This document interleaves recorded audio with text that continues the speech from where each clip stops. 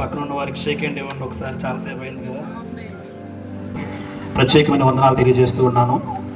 అలాగే నా వెనకాతలు ఉన్నటువంటి దైవ సేవకులందరికీ పేరు పేరున ప్రత్యేకమైన వందనాలు. ఈరోజు మరొక ప్రత్యేకత ఉంది ఈ దినాన్ని. ఈరోజు హ్యాపీ ఫాదర్స్ డే. ఎంతమందికి తెలుసు, ఎంతమంది గుర్తుంది? Very good. ఎంతమంది మీ తండ్రులకు చెప్పారు హ్యాపీ ఫాదర్స్ డే అని? చేయి దిగిపోతాయేమో. చాలా సంతోషం. కొన్ని చేతులు నిలబెట్టారు, ఎందుకు తెలియదు, చెప్పారు అనుకుంటాను. మరి ఈరోజు మన మధ్యలో మనందరికీ, ముఖ్యంగా మీ అందరికీ కూడా ఆత్మీయ తండ్రిగా ఉన్నటువంటి దైవ సేవకులు బర్నబాస్ అయ్య గారికి అందరూ హ్యాపీ ఫాదర్స్ డే చెప్పండి ఒకసారి గట్టిగా. ఒకసారి షేక్ హ్యాండ్ ఇస్తూ చెప్పండి. Okay, thank you. ప్రార్థన. పరిశుద్ధుడైన మా దేవ, ఈ కృతజ్ఞత కూడికలో ఇంతవరకు మీరు జరిగిస్తూ వచ్చిన ప్రతి కార్యక్రమాన్ని బట్టి వందనాలు. ముఖ్యంగా దేవా, చివరిగా ఈ సమయంలో మీ యొక్క వాక్యం కొరకు మేము సమయాన్ని వెచ్చించి ఉండగా కలిసిన శరీరాలతో ఉన్నారు ప్రజలు. ఒక్కసారి మీ వాక్యం చేత వారిని సేద తీర్చండి. రాత్రి వాక్యం వినడానికి శరీరాన్ని అనుకూలపరచండి. వాక్యాన్ని నీవు మాట్లాడమని యేసు నామములో ప్రార్థిస్తున్నాము తండ్రి.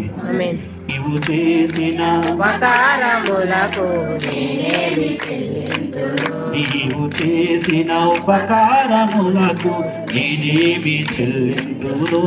హల్లెలూయా. 103వ కీర్తన ఇందాక సేవకులు చదివించారు కదా. ఒక్కసారి ఆ మాట, మొదటి 2 వచనాలు నేను చదివి నాకు దేవుడిచ్చిన వాక్య తలంపుల్ని మీ ముందుకు తీసుకొస్తాను. 103వ కీర్తన మొదటి 2 వచనాలు. నా ప్రాణమా యెహోవాను సన్నుతించుము, నా అంతరంగమునున్న సమస్తమా ఆయన పరిశుద్ధ నామమును సన్నుతించుము. నా ప్రాణమా యెహోవాను సన్నుతించుము, ఆయన చేసిన ఉపకారములలో దేనిని మరువకు. ఈ రాత్రికాల సమయంలో ప్రభువు నాకు ఇచ్చినటువంటి వాక్య తలంపుల్ని మీ ముందుకి తీసుకురావడానికి ప్రయత్నిస్తాను. మనం ఆరాధిస్తున్న దేవుడు, ఈ భూమి ఆకాశాలు సృజించిన దేవుడు మేలు చేసే దేవుడు. మేలు చేయటమే కాదు, మేలు చేసి మనుషులమైన మన దగ్గర నుండి కృతజ్ఞత ఆశించే దేవుడు. చాలాసార్లు నేనేమి చెల్లిస్తున్నాయని ఆగిపోతాం, కానీ ఆయన ఏం అడిగాడో ఏం అడుగుతున్నాడో ఆలోచించాం. కానీ మన దేవుడు కృతజ్ఞత ఆశించే దేవుడు. చెప్పండి ఒకసారి, కృతజ్ఞత ఆశించే దేవుడు. బైబిల్లో ఒకసారి 10 మంది కుష్ఠ రోగుల్ని ఆయన బాగు చేసేసిన తర్వాత 9 మంది అడ్రస్ లేకుండా వెళ్ళిపోయారు ఇంటికి. కానీ ఒకడు తిరిగి వస్తే వచ్చిన ఒకరిని బట్టి సంతోషించలేదు. ఆయన ప్రశ్నించాడు, మిగతా 9 ఎక్కడా అని. కనుక కృతజ్ఞతని ఆశించే దేవుడు. వీళ్ళ దేవుడేమో మేలు చేసి మర్చిపోతాడంట, మనుషులేమో మేలు పొంది మర్చిపోతారు. దేవుడు మేలు చేసి మర్చిపోయేవాడైతే మనమేమో మేలు పొంది మర్చిపోయేటువంటి వ్యక్తులు. ఒక ఆత్మ కలిగినటువంటి సేవకుడు చెప్పిన మాట, కృతజ్ఞత లేని హృదయాలు పాపాన్ని పండించే సారవంతమైన నేల వంటి ఉంటాం. కృతజ్ఞత లేని హృదయాలు పాపాన్ని పండించే సారవంతమైన నేల వంటిది. ఈ భూమి మీద పుట్టిన ప్రతి మానవుడు దేవుని పట్ల కృతజ్ఞత కలిగి జీవించాలి, కృతజ్ఞత చూపించాలి. అలాంటి కృతజ్ఞత లేని హృదయం పాపాన్ని పండించే సారవంతమైన నేల. బైబిల్ కూడా చెప్తుంది, ఈ అంచె దినాల్లో మనుషులు స్వార్థపరులుగా ఉంటారని చెప్పుకుంటూ అలా కొంచెం ముందుకు పోతారు. ఆ మాట ఉంటుంది, కృతజ్ఞత లేని వారు.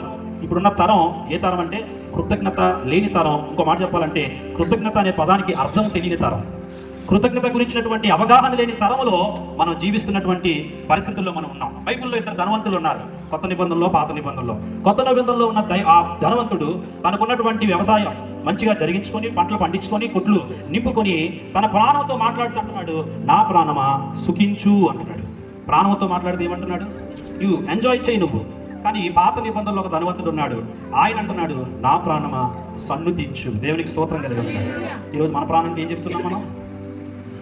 ఒక ధనవంతుడు చెప్తున్న మాట, నా ప్రాణమా సుఖించు. మరొక ధనవంతుడు అంటున్నాడు, నా ప్రాణమా సన్నుతించు అని. అక్కడితో ఆగిపోకుండా ఈ రాత్రి నా మనసులో దేవుడు పెట్టిన మాట ఏంటంటే, ఆయన చేసిన ఉపకారములలో దేనిని మరువకము. మర్చిపోవటం అనేది చాలా భయంకరమైన విషయం మానవ జీవితంలో. కొన్నిసార్లు మరుపు కొన్ని విషయాలకు ముందుగా పనిచేస్తుంది, అన్ని విషయాలకైతే కానే కాదు. అయితే ప్రియులారా, దావీదు ఈ మాట చెప్తున్నాడు. ఏమని అంటే, ఆయన చేసిన ఉపకారాల్లో దేనిని మరువకము. ఎందుకు అలా చెప్తున్నాడంటే, తన ముందు ఉన్న పితరులు 78వ కీర్తన 11వ వచనంలో రాయబడుతుంది, ఆయన క్రియలను, ఆయన వారికి చూపిన తన ఆశ్చర్య క్రియలను వారు మరిచిపోయారు.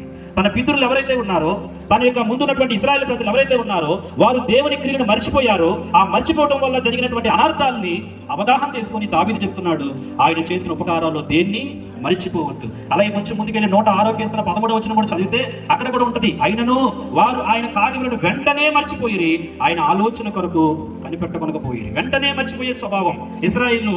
వెంటనే దేవుని కార్యాలు మర్చిపోయి ఎన్నో మార్లు సొనగడం మనకు తెలుసు, ఎన్నోసార్లు తిరగబడ్డం మనకు తెలుసు. కనుక మర్చిపోవటం అనేది చాలా భయంకరమైన విషయం. అందుకే దావీదు అది గుర్తు చేసుకొని చెప్తున్నాడు, నా ప్రాణమా యెహోవాను సన్నుతించడమే కాదు, ఆయన చేసిన ఉపకారాల్లో దేన్ని కూడా మర్చిపోవద్దు.